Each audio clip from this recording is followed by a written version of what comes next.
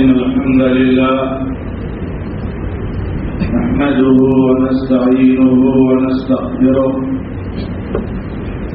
ونعوذ بالله من شرور أنفسنا ومن سيئات أعمالنا من يهده الله فلا مضل له ومن يضلل فلا هادي له وأشهد أن لا إله إلا الله وحده لا شريك له وأشهد أن محمدا عبده ورسوله صلى الله تعالى عليه وآله وسلم. أعوذ بالله من الشيطان الرجيم. بسم الله الرحمن الرحيم. يا أيها الذين آمنوا اتقوا الله حق تقاته ولا تموتن إلا وأنتم مسلمون. يا أيها الناس اتقوا ربكم الذي خلقكم من نفس واحدة وخلق منها زوجها وبث منهما رجالا كثيرا ونساء واتقوا الله الذي تساءلون به والأرحام إن الله كان عليكم رقيبا.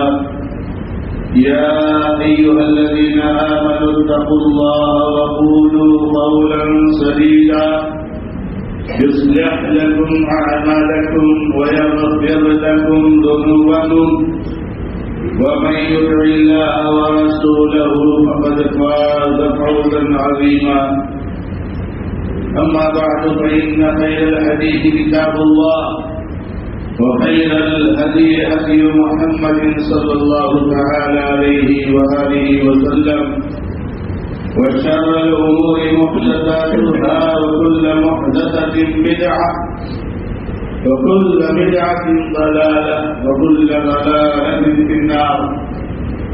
أعوذ بالله من الشيطان الرجيم. بسم الله الرحمن الرحيم. فذكر بالقرآن من يخاف وعيد. وقال الله سبحانه وتعالى في موضع آخر: كنتم خير أمة أخرجت للناس تأمرون بالمعروف وتنهون عن المنكر وتؤمنون بالله. وقال جل شأنه في موضع آخر: ولتكن منكم أمة يدعون إلى الخير ويأمرون بالمعروف وينهون عن المنكر وأولئك هم المفلحون. وقال النبي صلى الله تعالى عليه وآله وسلم: بلغوا عني ولو آية. کرم اور معزز دینی اور ملی بھائیوں، بزرگوں، نوجوان دوستوں اور ملت اسلامیہ کی نہایت ہی عزت اور احترام کے لائق ماں اور بہنوں، اللہ رب العزت کا کرم اور احسان ہے کہ ہم اور آپ ایک بہت ہی مبارک وقت سے قریب ہو گئے ہیں، اور وہ ہے ہماری جماعت کے زیر اہتمام اور زیر اشراف منعقد ہونے والا سالانہ اجتماع۔ یہ اجتماع کوئی ایک رسم نہیں ہے، کوئی ایک ایسا عمل نہیں ہے جس کو بہت سارے لوگ کرتے رہتے ہیں اور ہمارے آباء و اجداد بھی کرتے رہے اور ہم بھی کرتے رہیں گے، بلکہ یہ اللہ تبارک و تعالیٰ کی عبادت کی ایک بہت ہی اہم شکل ہے، اور اللہ رب العزت نے جو دین نازل فرمایا ہے اس دین کے احکامات میں سے ایک بہت اہم حکم ہے۔ لہذا اس مناسبت سے کچھ باتیں جو قرآن اور حدیث کے حوالے سے آپ کے سامنے رکھی جا سکتی ہیں، ان میں سے سب سے پہلی بات یہ ہے کہ اللہ رب العزت نے ہمارے اور آپ کے کندھوں پر امر بالمعروف اور نہی عن المنکر کا فریضہ رکھا ہے، اور دین کی دعوت اور تبلیغ کا، اور اس دنیا میں اس روئے زمین پر جو بھی شرک اور بدعات کے مظاہر ہیں، اللہ رب العزت کے احکامات کے خلاف ورزی کے مظاہر ہیں، اس کے خلاف بولنا اور انسانیت کو جھنجھوڑنا یہ ہماری اور آپ کی ذمہ داری ہے۔ اور یہ امت محمدیہ کا سب سے اہم فریضہ ہے، اور امت محمدیہ کو جو اللہ تبارک و تعالیٰ نے سب سے بہتر بنایا ہے، سب سے افضل بنایا ہے، اس کی وجہ اور حکمت بیان کرتے ہوئے رب العزت نے فرمایا کنتم خیر امۃ اخرجت للناس تأمرون بالمعروف وتنہون عن المنکر، تم سب سے بہترین امت ہو جتنی بھی امتیں گزر چکی، چاہے ہم سے کتنا پہلے رہی ہوئی ہوں یا ہم سے بہت کم پہلے رہی ہوں، ساری امتوں میں سب سے بہترین امت امت محمدیہ ہے۔ لیکن اس امت کے سارے افراد بہتر نہیں، سارے افراد افضل نہیں ہیں، بلکہ افضل وہی ہے جن کے اندر یہ خاص صفت موجود ہے تأمرون بالمعروف وتنہون عن المنکر وتؤمنون باللہ۔ ٹوپی لگا لینے سے، کرتا پیجامہ پہن لینے سے کوئی آدمی افضل نہیں ہو جاتا ہے، بلکہ افضل ہوتا ہے اللہ رب العزت پر صحیح ایمان رکھنے سے۔ جہاں رب العزت کے ایمان کے تعلق سے آپ کے عقیدے میں کوتاہی آئی، وہاں خیر امت کیا آپ بہترین لوگوں میں سے ہے جو اللہ رب العزت کی توحید میں خلل کرتے ہیں، جو اللہ رب العزت کی توحید کو نہیں پہچانتے ہیں۔ اللہ کے نبی علیہ الصلوۃ والسلام نے ایسے لوگوں کو اس جانور اور کیڑے سے حوالہ مشابہ قرار دیا ہے، ان کی مثال اس کیڑے کی طرح سے کی ہے جو گندگیوں کو اپنے چہرے سے اور اپنے پیروں سے ڈھکیلتا رہتا ہے، کہ اس سے بھی بدتر ہے یہ لوگ۔ تو اللہ تبارک و تعالیٰ کی توحید کو سمجھنا، اللہ تبارک و تعالیٰ پر کما حق و ایمان رکھنا، یہ سب سے پہلی ذمہ داری ہے۔ اور پھر اس ایمان رکھنے کے بعد اپنے عقیدہ، اپنے منہج کی اصلاح کرنے کے بعد ہاتھ پہ ہاتھ رکھ کے نہیں بیٹھنا، بلکہ یہ سوچنا کہ بس ہمیں ہدایت مل گئی، لوگوں کے بارے میں آپ کے اندر کوئی فکر نہ ہو، تو ایسی صورت میں بھی آپ پہلے امت نہیں ہو سکتے۔ اللہ رب العزت نے فرمایا تأمرون بالمعروف وتنہون عن المنکر، تم اچھی باتوں کا حکم دیتے ہو اور بھلی باتوں سے بھلی باتوں کا حکم دیتے ہو، اچھی باتوں کا حکم دیتے ہو اور بری باتوں سے روکتے ہو۔ اگر نہیں روکتے ہو بری باتوں سے، نہیں حکم دیتے ہو اچھی باتوں کا، نہیں بتاتے ہو لوگوں کو بھلی باتیں، تو بہرحال خیر امت کہلانے کے لائق نہیں ہو۔ اس لیے امت محمدیہ کے کندھے پر یہ بہت اہم ذمہ داری ہے کہ وہ اس امت کو چاہیے کہ وہ فریضے امر بالمعروف اور نہی عن المنکر کی ادائیگی کا اہتمام کرے۔ جو کہ میرا موضوع دعوت و تبلیغ نہیں ہے، بلکہ ہمارا موضوع ہے اس اجتماع سے متعلق کچھ شرعی توجیحات کو آپ کے سامنے رکھنا، تاکہ ہم ان توجیحات کی روشنی میں اس اجتماع میں شرکت کریں۔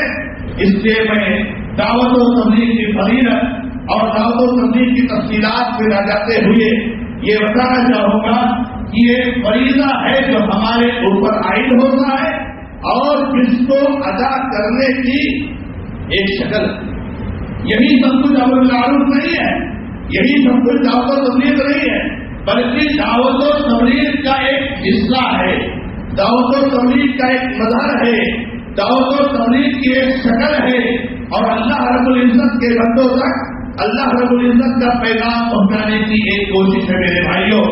دوسری بات یہ ہے کہ جب یہ بات طے ہو گئی اور ہم نے یہ جان لیا کہ یہ عبادت ہے، یہ شریعت اسلامیہ کا ایک حکم ہے، تو یہ بات بھی ہمیں معلوم ہو گئی کہ اس کے اندر اخلاص کتنا ضروری ہے۔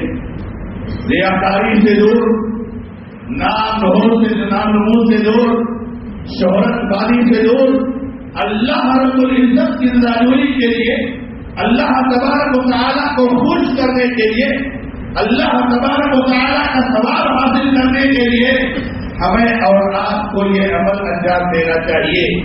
اگر آپ مقرر کی حیثیت سے اس میں شامل ہیں، اگر آپ سامع کی حیثیت سے اس میں شامل ہیں، اگر آپ مالی حیثیت سے کوئی شمولیت رکھتے ہیں، اگر آپ نے اپنا وقت دیا ہے، اگر آپ نے کسی طریقے سے کوئی تعاون کیا ہے، آپ کے ہر عمل میں خالص اللہ رب العزت کی رضاجوئی ہو، اس لیے اس ساری عبادتوں کے لیے یہ بنیادی شرط ہے کہ اللہ تبارک و تعالیٰ اخلاص پر مشتمل عبادت کے علاوہ کوئی عبادت قبول نہیں کرتا ہے۔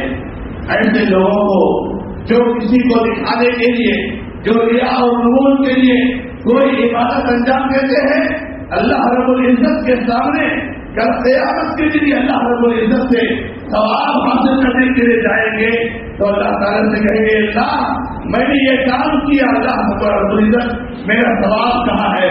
تو اللہ تعالیٰ کہے گا جا تو نے فلاں کے لیے کام انجام کیا تھا، جا اس سے ثواب مانگ، میرے پاس تیرے لیے کوئی ثواب نہیں ہے۔ اس لیے ہمیں اور آپ کو میرے بھائیوں اس بات کا اہتمام کرنا چاہیے کہ اخلاص ہو ہمارے سارے عمل میں، ہم کہیں بھی سسٹم میں جڑے اور کہیں بھی ہم کھڑے ہو کر کے رہ کر کے کسی طریقے سے اس کا حصہ بنے تو چھوٹا عمل ہو، چھوٹا کام ہو یا بڑا کام ہو، ہمارے عمل میں اخلاص ہونا چاہیے، تو اللہ رب العزت ہمیں اور آپ کو اس عمل کا ثواب دے گا۔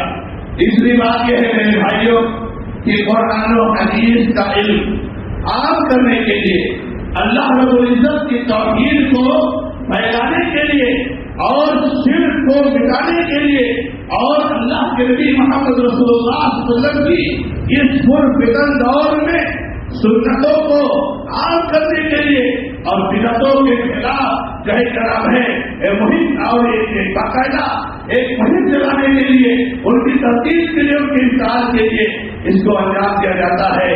اور آپ کو معلوم ہے کہ اللہ کے نبی علیہ السلام نے فرمایا کہ میرے بعد میرے اس علم کے، اس دعوت کے، اس جو ہے توحید اور اصلاح کے وارث ہو تم لوگ، لہذا آپ کے سامنے اللہ رب العزت کی عبادت کے لیے اور اللہ کے دین کا علم حاصل کرنے کے لیے لوگ آئیں گے تو تم انہیں خوش آمدید کہو، ان کا استقبال کرو، انہیں اہلاً و سہلاً کہو، ان کے لیے سہولیات پیدا کرو، ان کے لیے مواقع فراہم کرو۔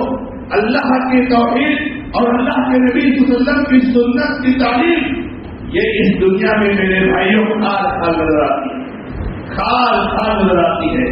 جب بھٹا تو بہت جمع ہوتا ہے، بھیڑ تو بہت دیکھے ہیں ان میں جمع ہوتے ہیں، لیکن شرک کو پھیلانے کے لیے بھیڑ جمع کی جاتی ہے، بدعتوں کو رواج دینے کے لیے بھیڑ جمع کی جاتی ہے۔ ایسی مجلسیں کہ جہاں سے توحید و سنت کی سزائیں بلند ہو، آپ اس کو دیکھ لیجیے میرے بھائیوں، اس کم امیر والے دنیا میں ایسے کام کرنے والے بہت کم لوگ ہیں۔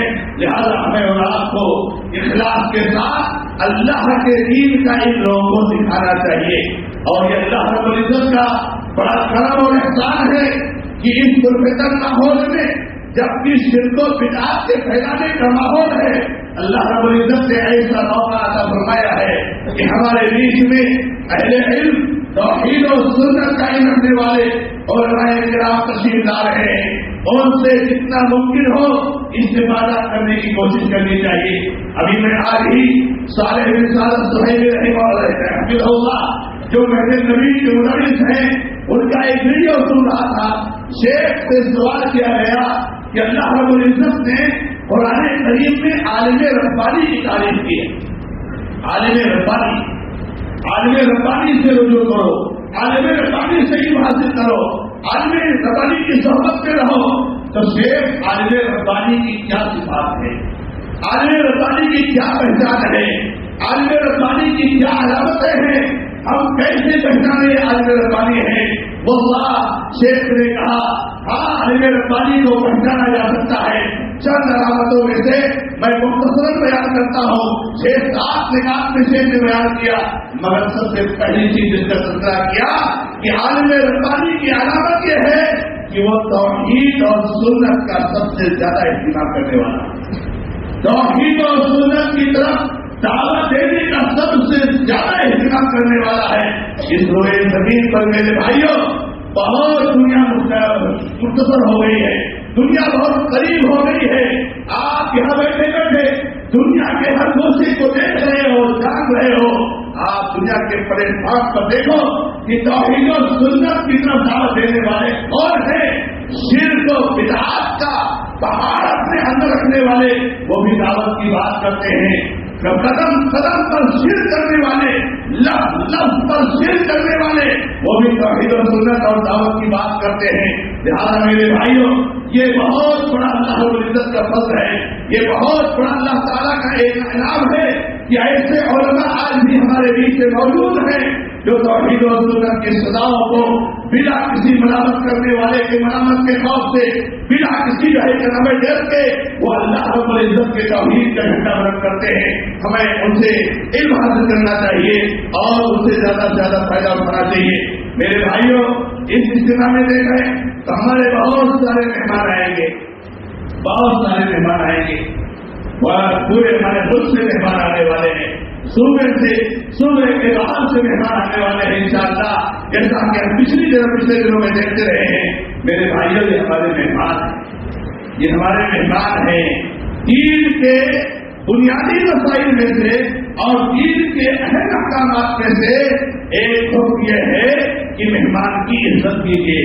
اکرام الضیف، مہمان کی عزت کرنا، مہمان کی ضیافت کرنا، مہمان کے تعلق سے کسی طریقے سے بدسلوکی نہ کرنا، یہ میرے بھائیوں ہمارے دین کا حق ہے. اللہ کے نبی علیہ السلام نے فرمایا من کان یؤمن باللہ والیوم الآخر فلیکرم ضیفہ، جو اللہ رب العزت پر ایمان رکھتا ہو اور اللہ آخرت کے دن پر ایمان رکھتا ہو اس کو چاہیے کہ مہمان کی عزت کرے، مہمان کی عزت کرے.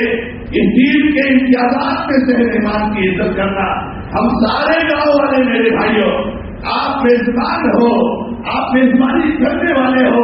ہر گاؤں کا، اس گاؤں کا ہر فرد چاہے چھوٹا ہو چاہے بڑا، مرد ہو چاہے عورت، وہ اس گاؤں کا میزبان ہے. جو ہمارے مہمان آنے والے ہیں ان کی مہمانی کرنا ان کی ذمہ داری ہے. آپ کو کوئی ذمہ داری دی گئی ہو یا نہ دی گئی ہو میرے بھائیوں، آپ کو اتنا تو معلوم ہے کہ اگر کوئی مہمان آ رہا ہے اور وہ بیچارہ کھڑا ہے، ہم بیٹھے ہوئے ہیں گاؤں کے تو ہم کرسی خالی کرتے، ہم جگہ خالی کرتے، ہم کھانا کھانے کے لیے بیٹھے ہوئے ہیں. کوئی مہمان آ گیا ہے ہم کھڑے ہو جائیں، مہمان کو بٹھا دیں. مہمان کی عزت کا مطلب کیا ہوتا ہے میرے بھائی؟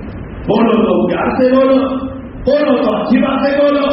اپنے اوپر مہمان کو فوقیت دو، ترجیح دو، اس کو پہلے کھانا کھلاؤ، اس کو پہلے بٹھاؤ، اس کو پہلے پانی پلاؤ.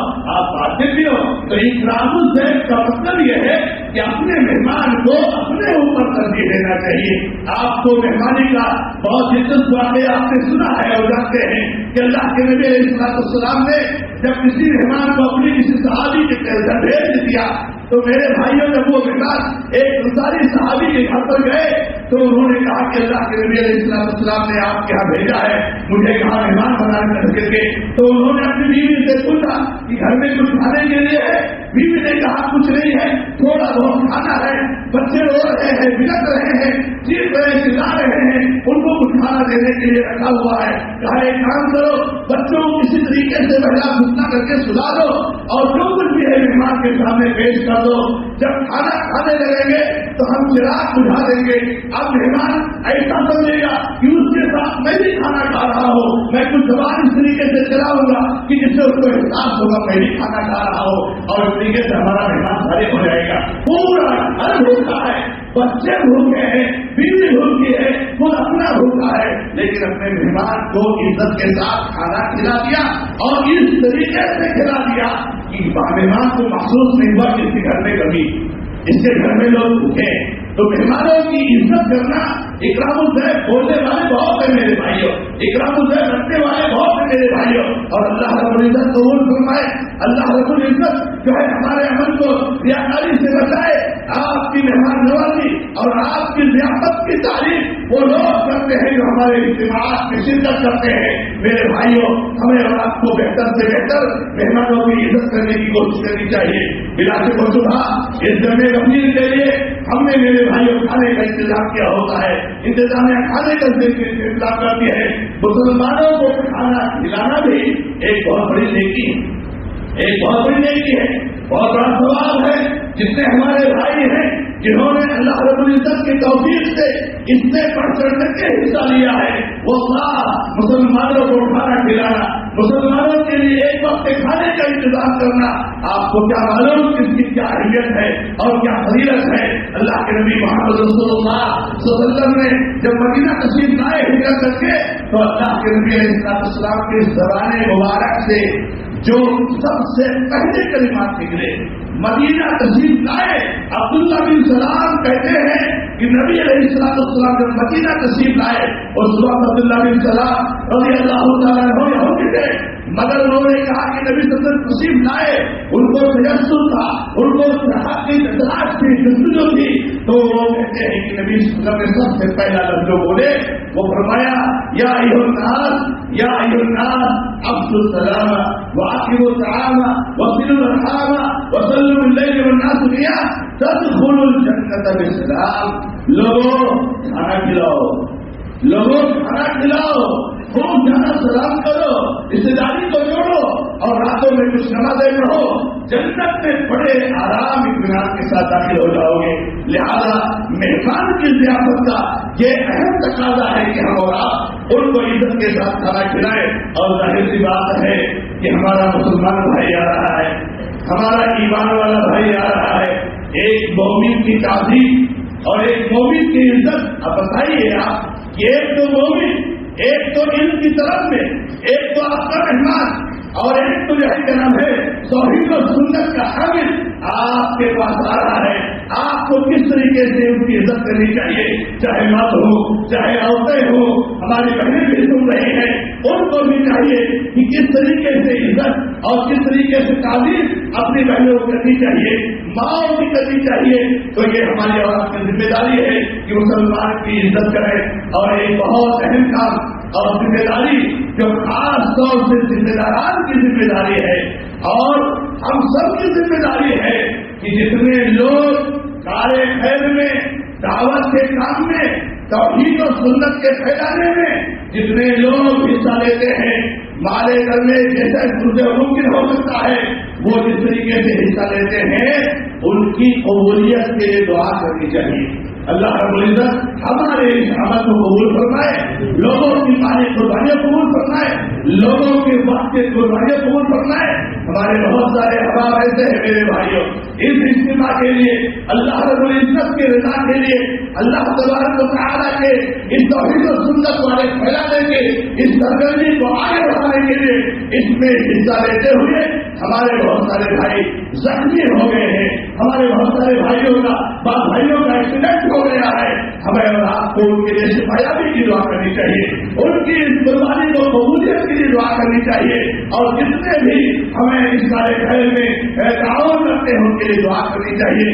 اللہ کے نبی علیہ السلام کے بارے میں عبداللہ بن ابی اوفا رضی اللہ تعالیٰ عنہ فرماتے ہیں کہ نبی علیہ السلام کے پاس جب کوئی لاکھیں قربانی پیش کرتا تھا, کوئی مالی قربانی پیش کرتا تھا تو اللہ کے نبی کو کہتے تھے اللہ ان پر رحم فرما, اللہ ان کا رزق میں برکت فرما, ان کے مال و اولاد میں برکت فرما. نبی علیہ السلام دعا کرتے تھے. اسی طریقے سے میرے بھائیوں یہ آخری بات جو میں ختم کروں گا کہ بلا شک و شبہ انتظام ذمہ داری تو ہم سارے لوگ نبھانے والے ہیں. ہر آدمی اس میں سے ذمہ دار ہے, وہ کام کو آگے بڑھانے کے لیے جو ہے کیا بہتر سے تعاون پیش کرتا ہے. لیکن انتظامیہ نے منظم رکھنے کے لیے معاملے کو اور مرتب رکھنے کے لیے معاملے کو بہت ساری کمیٹیاں بنائی ہیں. ان کمیٹیوں کے تعلق سے میں یہ کہنا چاہوں گا کہ آپ نے جس دن اللہ رب العزت کے اس گھر میں کہہ دیا کہ میں یہ ذمہ داری نبھاؤں گا تو یہ آپ کا وعدہ ہے. آپ کا کوئی بھی کام ہو, آپ کی کوئی بھی ضرورت ہو, جب تک ممکن ہو سکتا ہے اپنی ضرورت کو مؤثر کیجیے اور پہلے اپنی ذمہ داری کو نبھائیے. آپ یہ سمجھ لیجیے کہ جہاں پر آپ کی جگہ ہے اور جس جگہ آپ ذمہ دار ہیں آپ نہیں جائیں گے. آپ کی وجہ سے دعوت کے اس کام میں خلل ہوگا اور بدنظمی ہوگی. مان لیجیے کوئی کسی بھی کام پر ہو, کوئی پلانے کے کام, پانی پلانے کے کام پر ہو, کوئی الیکٹریشین کام پر ہو, کوئی اور کسی ضرورت کے کام پر ہو, جب وہ اس کام سے نہیں جائے گا تو ذمہ دار تو مطمئن ہے کہ ہم نے لوگوں کو ذمہ داری بھیجی ہے. ہر آدمی اپنی ذمہ داری کو محسوس کرے گا اور ہمارے دوسرے بھائی بھی مطمئن ہے کہ یہ دوسرے کو ذمہ داری دی ہوئی ہے, مجھے یہ ذمہ داری نہیں ملی ہے اور آپ نہیں گئے, آپ کی وجہ سے کام خراب ہوا تو اس کے ذمہ دار میرے بھائی آپ ہوں گے. اس لیے ہم نے جو ذمہ داری لی ہے میرے بھائیوں اس کو مکمل طور سے ادا کرنے کی کوشش کریں اور اللہ رب العزت سے مقصد دعائیں کریں کہ اللہ رب العزت خیر و عافیت کے ساتھ اس کام کو پائے تک پہنچائے اور اللہ تعالیٰ سے بول فرمائے. اللہ علیہ قرآن کریم اور اللہ ویات ملایاتی وزیر حکیم میں جواب کریں ہماری دعا کریں.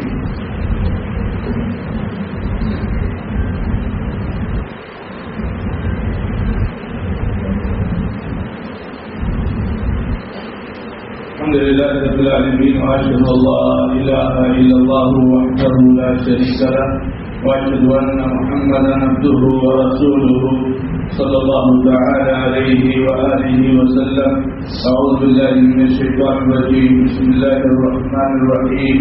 ان الله وملائكته يصلون على النبي يا ايها الذين امنوا صلوا عليه وسلموا تسليما. اللهم صل على محمد وعلى ال محمد كما صليت على ابراهيم وعلى ال ابراهيم انك حميد مجيد. اللهم بارك على محمد وعلى ال محمد كما باركت على ابراهيم وعلى ال ابراهيم انك حميد مجيد. ربنا ظلمنا انفسنا وان لم تغفر لنا وترحمنا لنكونن من الخاسرين. ربنا آتنا في الدنيا حسنة وفي الآخرة حسنة وقنا عذاب النار. ربنا لا تزغ قلوبنا بعد إذ هديتنا وهب لنا من لدنك رحمة إنك أنت الوهاب. ربنا تقبل منا إنك أنت السميع العليم وتب علينا إنك أنت التواب الرحيم. اللهم اغفر لنا وللمؤمنين والمؤمنات والمسلمين والمسلمات. اللهم ألف بين قلوبهم وأصلح ذات بينهم وانصرهم على عدوك وعدوهم يا رب العالمين. اللهم عليك بأعدائك وأعداء الدين. اللهم إنا نجعلك في نحورهم ونعوذ بك من شرورهم. اللهم آمنا في أوطاننا. اللهم آمنا في أوطاننا. اللهم آمنا في أوطاننا. أقول قولي هذا وأستغفر الله لي ولكم سائر المسلمين فاستغفروه إنه هو الغفور الرحيم. الحمد لله رب العالمين.